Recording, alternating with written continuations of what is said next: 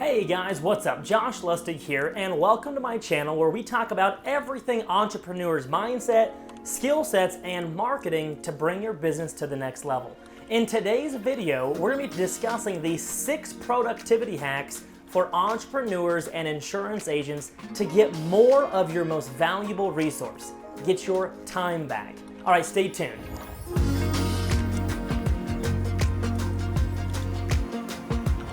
Number 1 productivity hack for insurance agents is the first thing you need to do is get the incoming messages coming at you all day, every day. You need to get those off of your plate. You're constantly getting phone calls, voicemails, you're getting text messages, email, the whole 9 yards coming at you all day, every day. The first thing you need to do is get those off of your plate. Now here's how you do that. You need to have an administrative assistant, a personal assistant that can answer phone calls and text messages and emails on your behalf.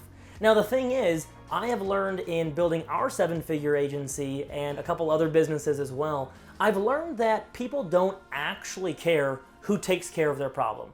I'll tell you, early on in my career, about 5 or 6 years ago when I first started into the insurance game, I used to think that I'm the only one that can help this customer.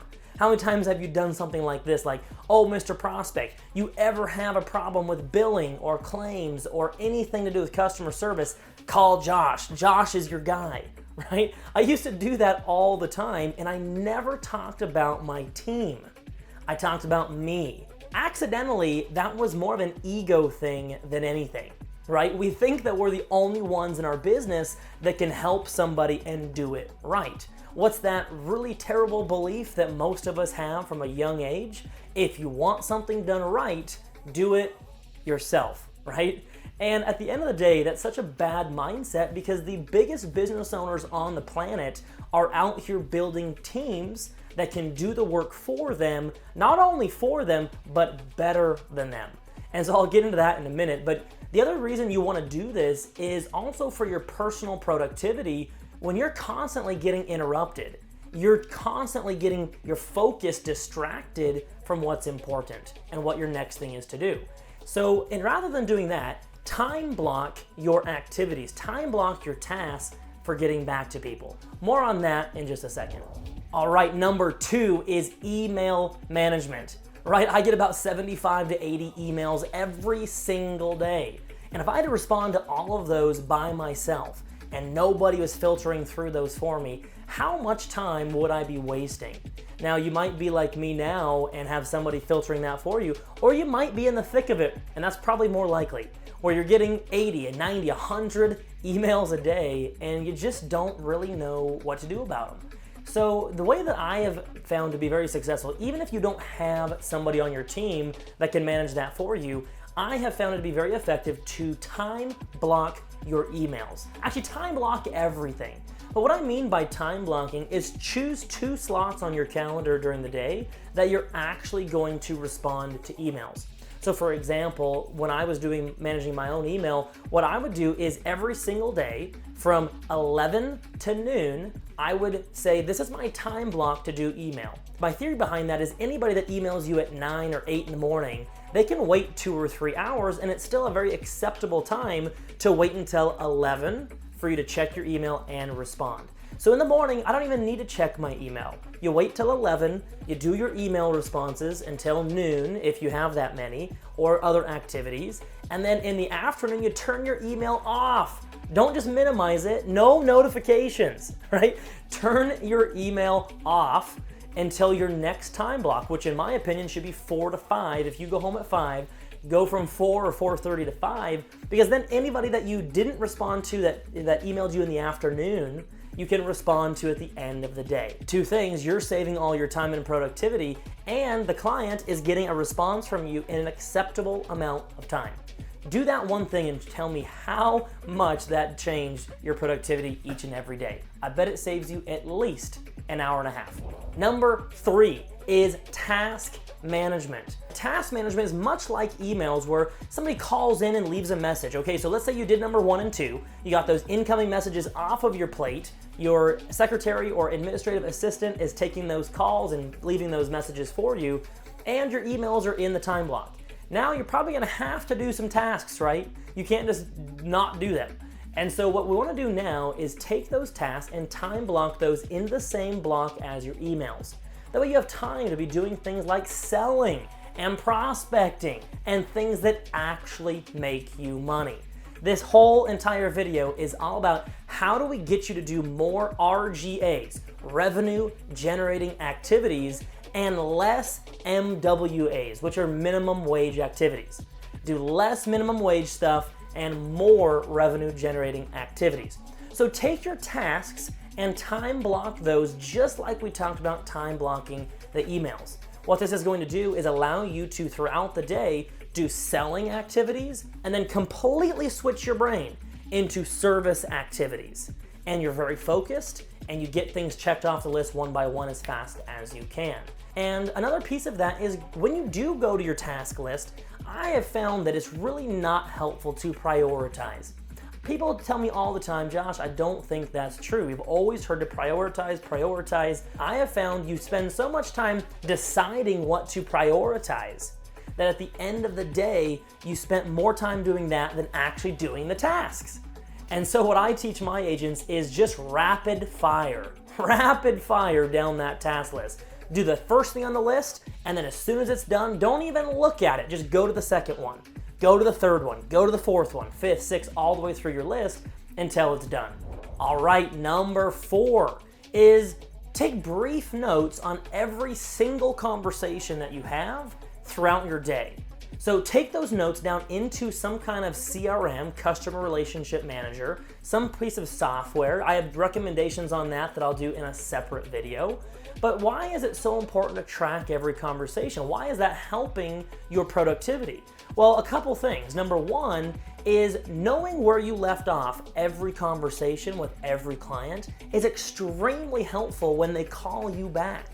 When somebody calls in, you can search their name in your CRM. It pops up and all of your notes are in there. Now, it might seem simple to some of you, but are you really taking notes on every conversation?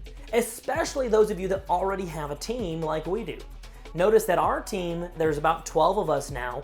Any single one of those people can log in to that client's little notes and look at the last thing that our office told them, no matter who it was. So I can jump in the middle of something if I need to, or anybody else. It's extremely helpful to keep you organized, on track, and knowing exactly where you're at with every client every single day. It's an amazing tool, and you want to do that promptly.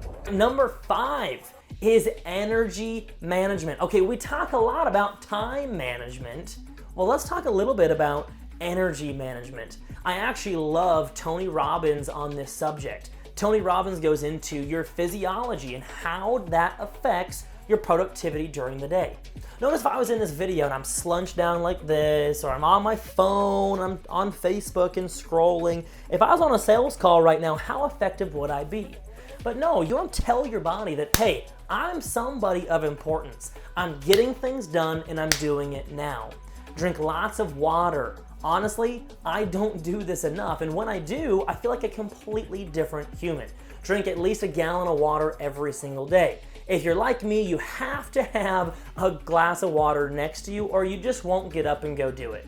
I've actually been buying a gallon jug at a time and just setting it at my desk, because when it's there, I drink it. When it's not, I don't take the time to stand up and go to the sink and get some water. As dumb as that sounds, you just get in the mindset of do, and you forget to take care of yourself.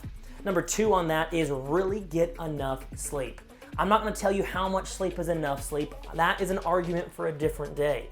But make sure that you're sleeping well, because a rested mind is sharp. All right, the next thing is keep upright posture, right? We talked about the don't slouch thing. Act like you are somebody and watch your confidence increase while you're on the phone making calls or even with your team, and really pay attention to that body language. Managing your energy is also important when it comes to your emotions. All right, if you just got off a hard phone call, do not let that emotion drag into the next call. Take that time, take 30 seconds, 2 minutes, 5 minutes, whatever you need. I recommend just doing some push-ups, walking around the block, get back in a frame of mind that I'm ready to crush this day, and then get back on the phone. Number 6 is extreme focus Extreme focus. At the end of your week, looking back over all the activities and all the tasks and all the meetings that you had, I want you to really think, how much focus did you apply in each of those scenarios? To be honest, in today's distracted world, we have so many things coming at us every day that a lot of times we forget to focus. We are on our phone while we're having a conversation with our spouse. We are constantly looking at this phone as our kids are trying to talk to us.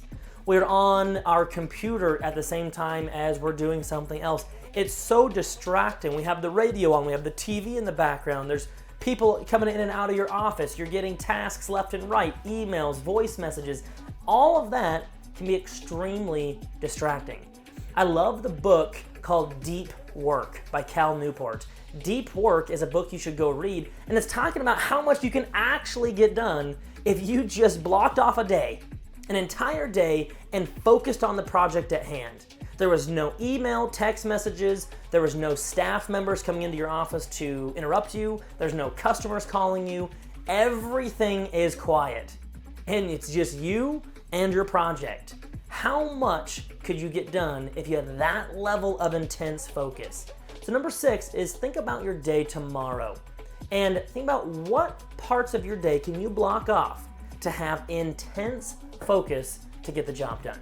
I promise you, I started doing this about a couple months ago, and it has made all the difference in those projects that just never seem to get done, but they're just always hanging over your head.